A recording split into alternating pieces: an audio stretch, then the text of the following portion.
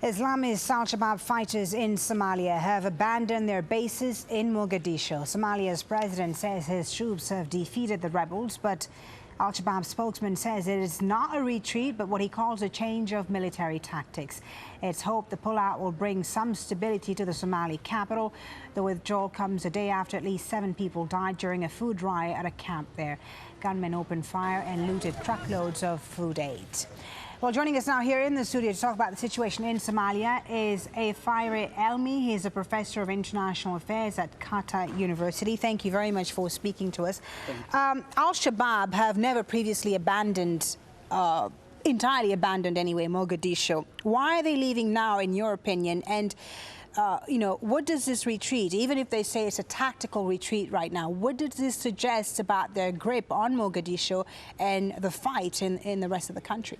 Well, there are 2 reasons, but the first one, the most important one, and the immediate one is that Al-Shabaab lost the control of Bakara market and the other Suq Ba'ad market about a month ago. And that was the devastating,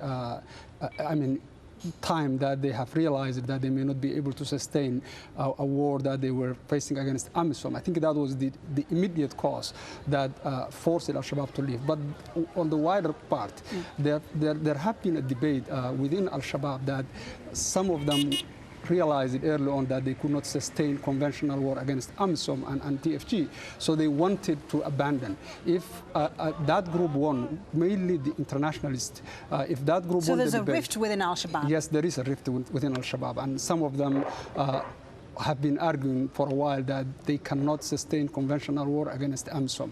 And if those groups won, it means that Al-Shabaab may also leave other cities, major urban cities, and then change the tactic to urban or guerrilla warfare. To me, I think the main thing for now is the loss of Bakara market, because with that, they lost the income, they lost the inaccessibility of the Bakara market area, so they lost a lot. So where are they getting their sources of revenue from? If they have indeed lost Bakara, they have lost Bakara market, we know that. This was a significant source of revenue for them. Where are they getting their resources from? Well, they still control at least 8 regions, including Kismayo, so that's one main revenue resource that they have always been enjoying it. But for now, if what they are saying is true, it means that they also might abandon Kismayo and Baidoa simply because they don't want it to control an area. And in that, they might be free. They might not need the resources that they need in order to control an area. So all this would suggest that they are indeed losing their grip on power.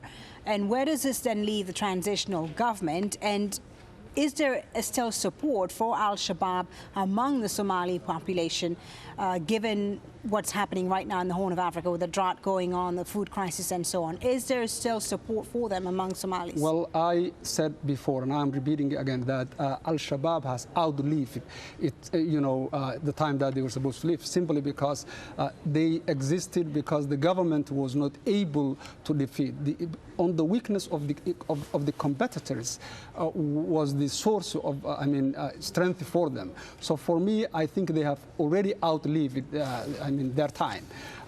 With regards to what it means, I think the TFG is challenged this time, and they may again miss this opportunity because they have a record of missing so many opportunities. And my fear is that they may not be able to control the areas that Al-Shabaab left, and freelance militias and warlords and others may try to assert their power and then come and claim that they control this part of the city, and then and many people within Somalis, then at least their hopes will be dashed. All right, thank you very much for your analysis. Afyare Elmi, a professor of international affairs at Qatar University. Thank you. Thank you.